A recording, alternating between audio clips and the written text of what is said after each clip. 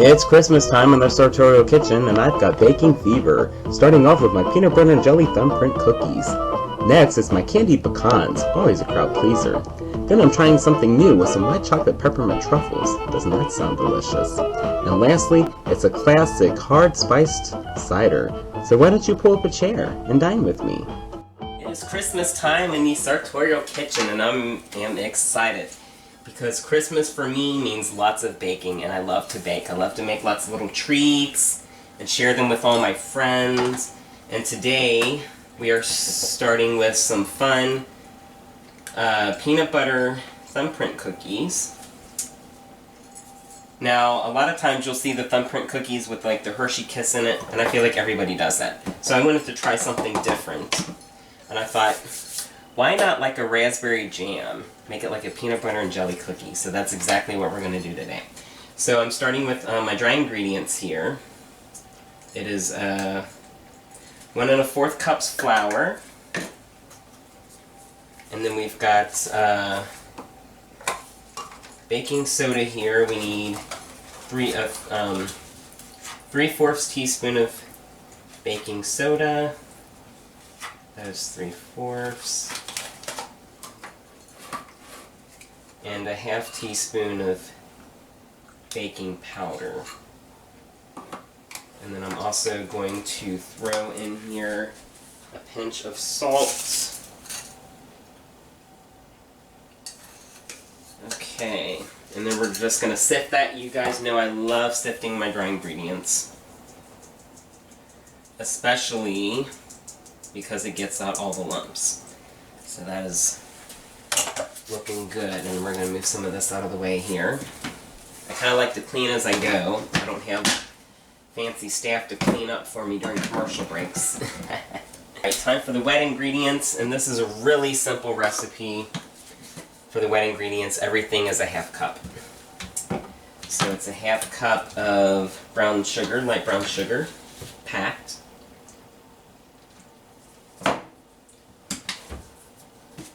A 1/2 cup of granulated sugar.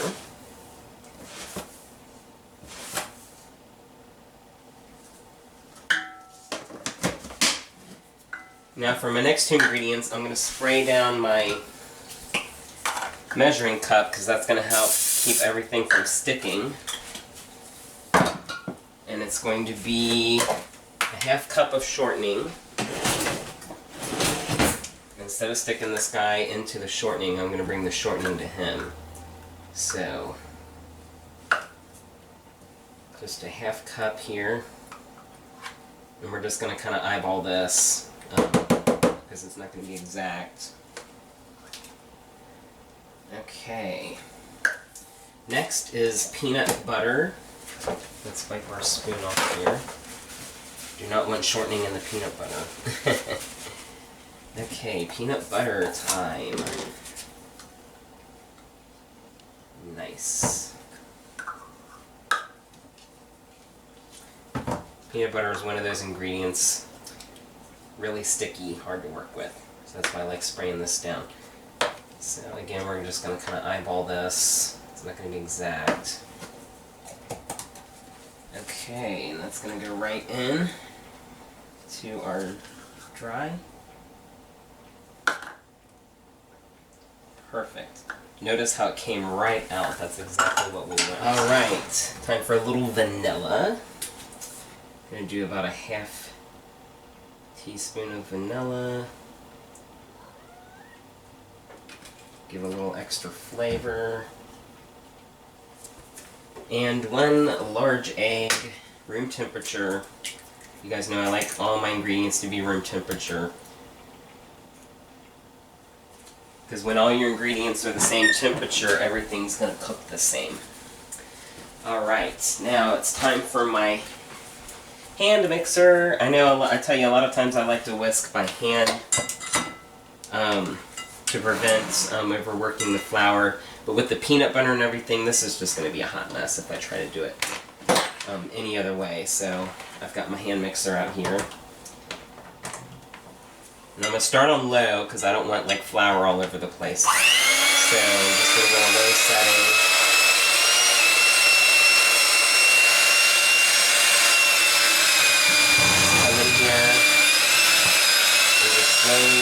this in.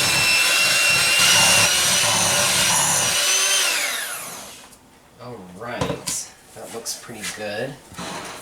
Come in here with some clean hands, and we'll finish getting it together the rest of the way. The peanut butter and the egg is what really holds this dough together.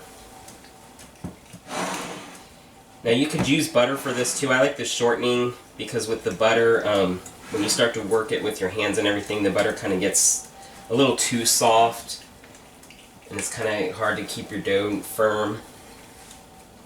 And the shortening has a higher melting temperature, so you can have an easier time getting your dough together. Okay, there is our dough. That looks good. I have got some greased sheet pans here, and what I'm going to do is just take my dough here. I'm going to do some kind of like 1-inch balls. And what I'm going to do is I'm going to par bake these, and then we'll take them out midway, and we'll add our jam, and then finish them off in the oven. What I also like about the jam is gives it like a nice kind of sheen to it as well, because of the sugars and the pectin and everything. When it bakes off, it just gives it a nice color. And I also feel like the jam, you know, because it's fruit, it's a little healthier for you. So you don't feel so bad if you have a couple cookies.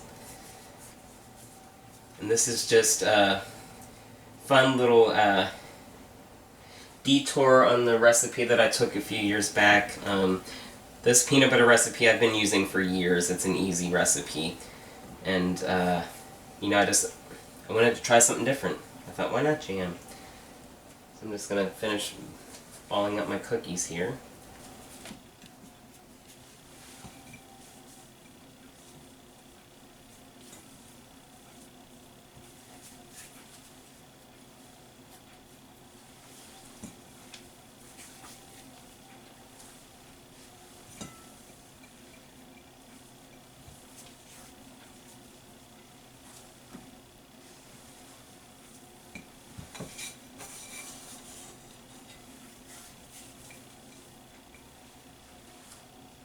Alright, those are my cookies.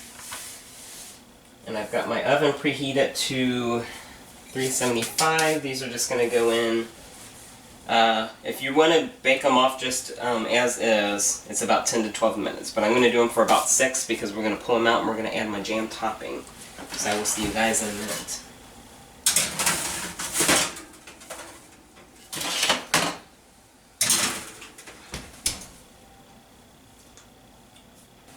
Alright, time to pull these babies out. They should be just slightly under, and they are. Now the reason I left them in a ball is usually with peanut butter cookies, you take the fork but I want to leave them big so I have room to do my jam. And I've got a little teaspoon here, and I've got my strawberry jam, and we are going to jam it up. So I'm just going to come in here first with my spoon and kind of push down in the center. The trick is not to go too far down,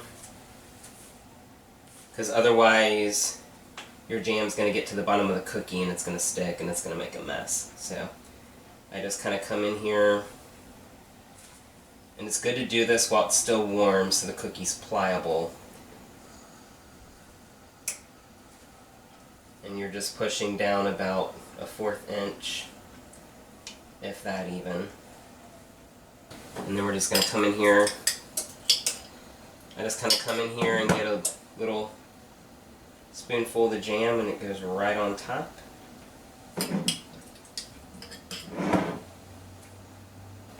Right there in our little divot. That's just what we want.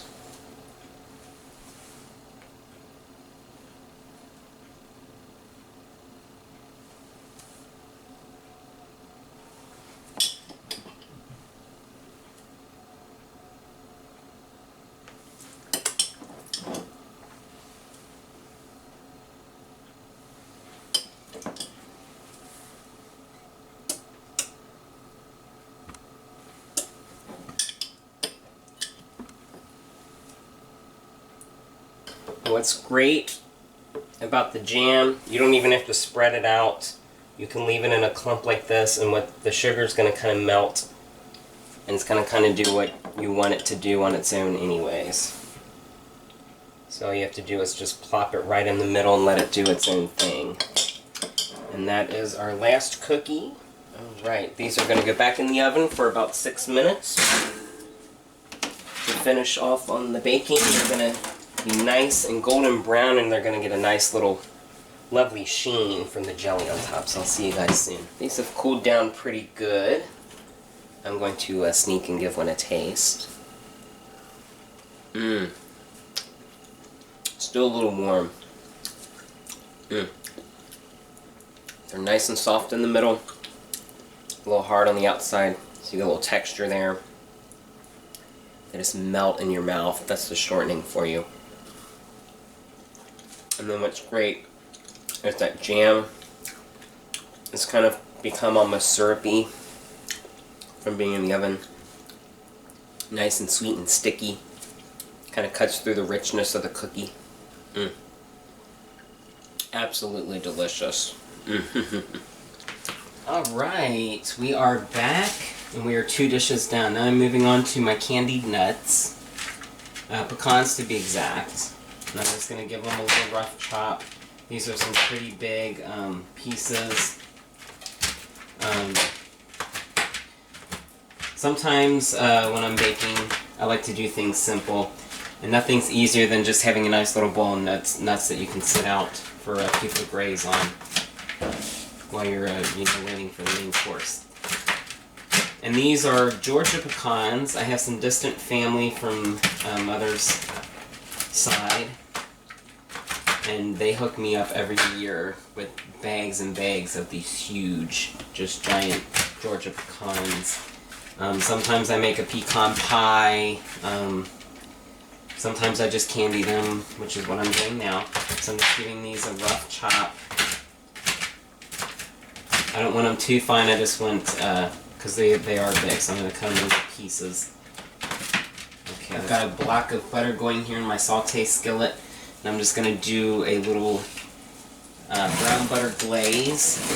It's going to go right over top of these, and then they're going to go in my toaster oven for a few minutes, and they're going to get nice and crispy and sugary. And they're going to be delicious. Alright, so this butter's looking good. So I'm just going to add a little of my brown sugar here.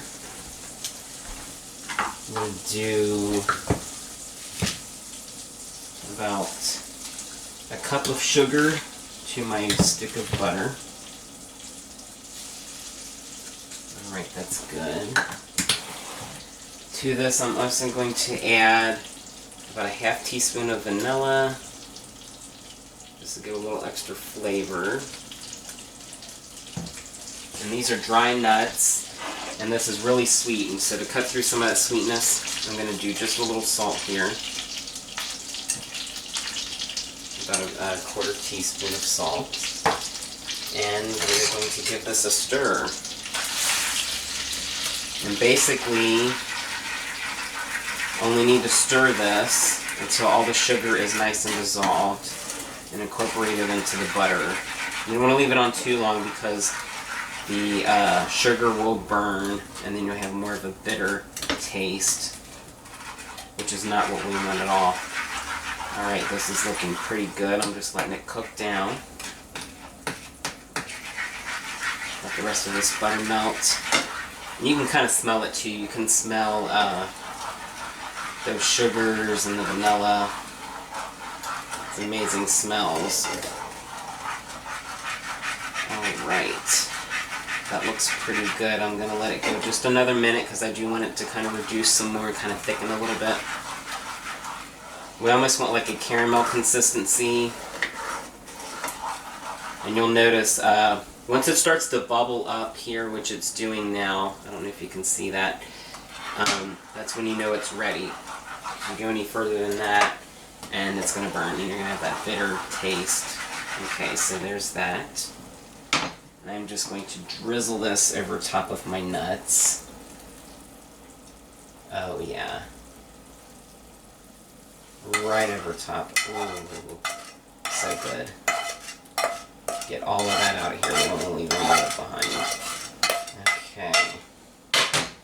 Then I'm just going to come in here with my spoon and give this a little stir.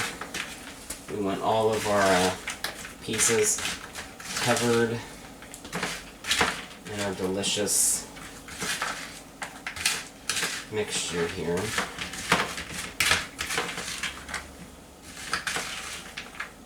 So good. They're looking good. Now, of course, you could leave them as is, and they're just as delicious. But just to give that little extra something, I thought we'll take them and throw them into my cooker. And they don't even need to go in that long. You don't want them to burn. Just a few minutes on a medium heat. I'm going to go ahead and stick them in now.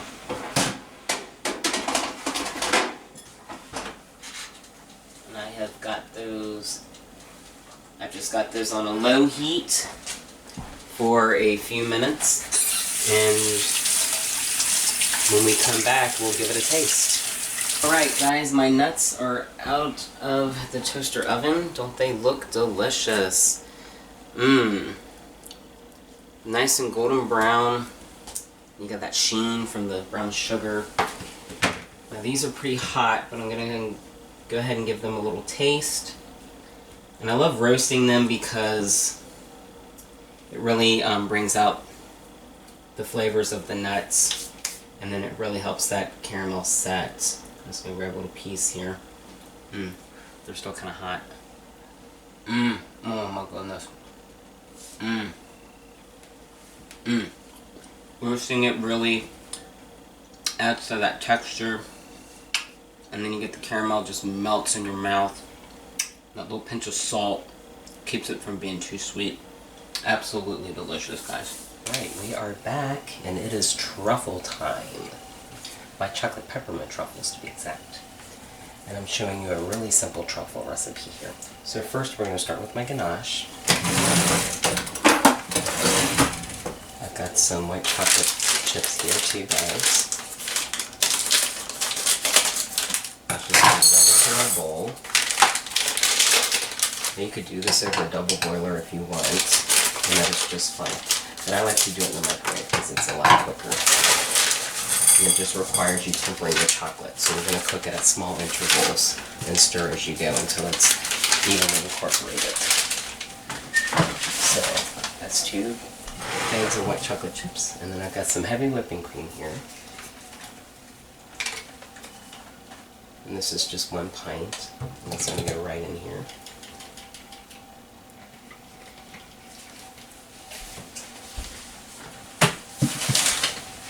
And then this is going to go in the microwave for about 30 seconds at a time, and I'm just going to stir it until it's well incorporated. Okay.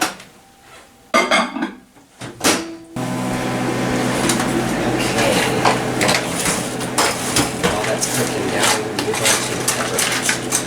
I've got some candy canes here. We're going to begin the arduous task of unwrapping these, but it'll be worth it.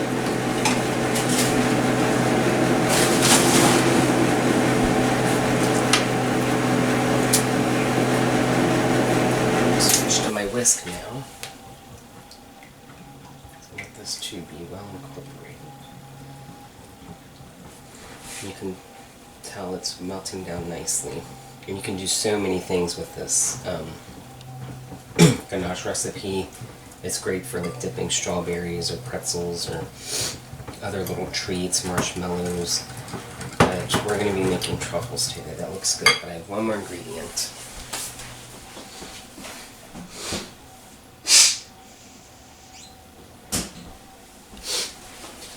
And that is vanilla. I'm going to be adding just a half teaspoon of vanilla, just to give it a little more flavor. And to cut through some of the sweetness, just a pinch of salt. And we're going to whisk that together. Alright, I'm going to give this a little taste here. That's so good. Now we're going to wrap this And then we'll place it in my chiller, my deep freeze for just about, welcome back. Okay, so while I've got my ganache chilling in the freezer, I thought I would move on to my hard cider. I love warm drinks around the holidays. I did a hot chocolate last time for you guys. I thought I would do something a little more adult. So, I'm doing a hard cider. I've got 3 cups of apple juice, and I just did a cup of whiskey. And that's going to go into my stock pan, which I've already kind of been heating up. I want this to be good and warm. And to this, I have some warming spices here. I'm going to do some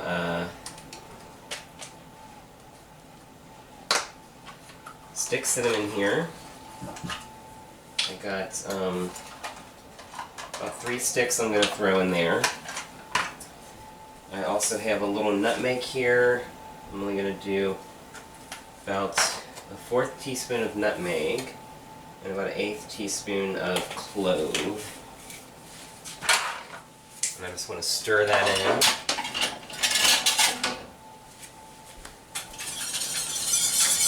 And that's basically the recipe here, and you just want to let it get nice and warm here. It's already smelling great. I love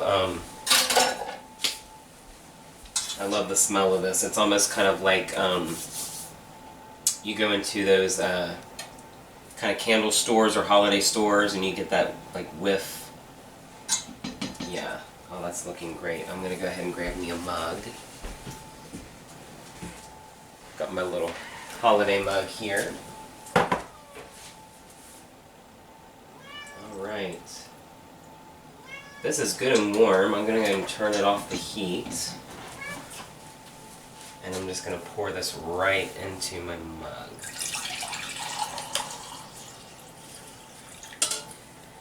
A nice cup of warm hot cider. Time for a taste.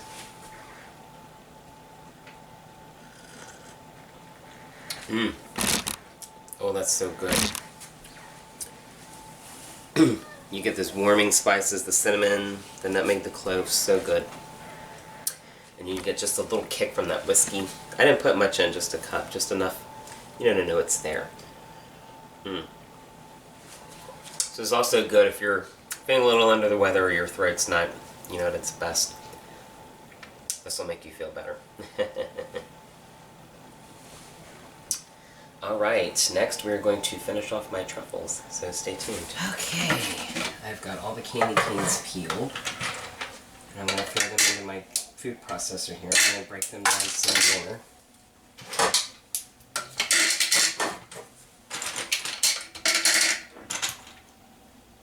Basically, we want this to be almost like a dust. Maybe not quite that fine. And then what we're going to do is we're going to roll the truffles in them. And they're going to create a nice little coating on the outside. And it's also going to be a fun little festive look. So, just take these and put them in. And we're just going to pulse them. A little bit too fine. I really just want them to be nice and broken up here. Now you could always get a bag and a rolling pin and kind of do it yourself. But I kind of want to keep it simple here.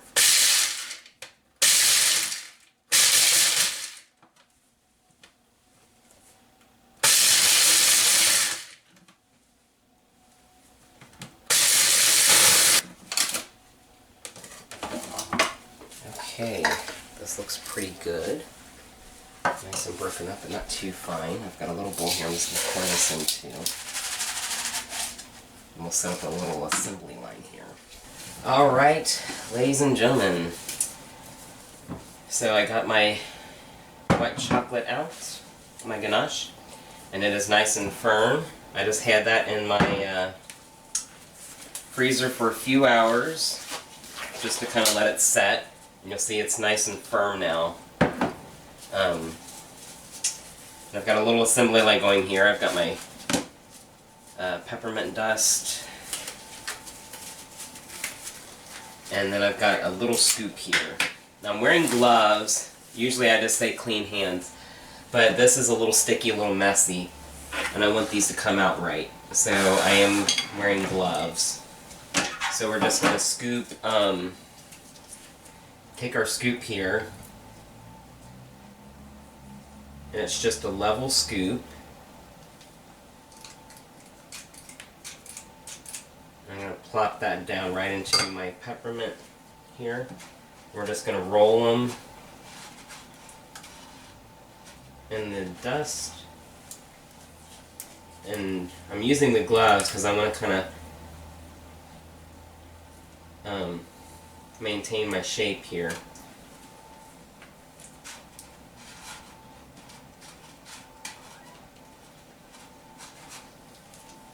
And then I'm going to plop that right onto my sheet pan. I've got my sheet pan here and I lined it with some parchment paper.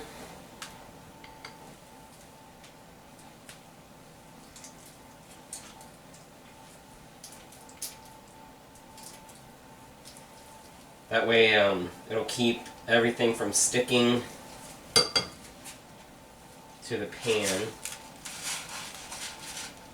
And then I'm just going to take my sheet pan again and set it in the fridge and let these kind of set.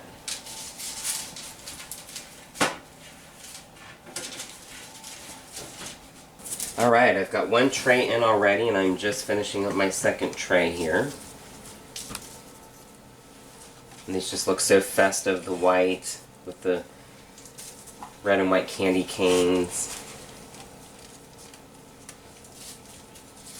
And the chocolate, it's a little sticky, which is great because then this candy cane dust just goes right to it and you can just see how lovely and festive these are.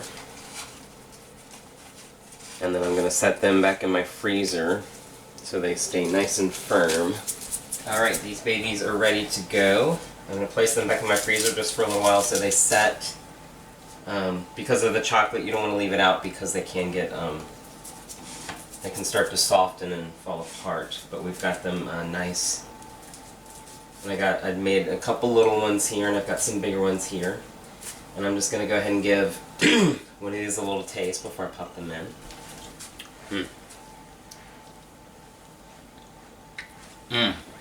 So good.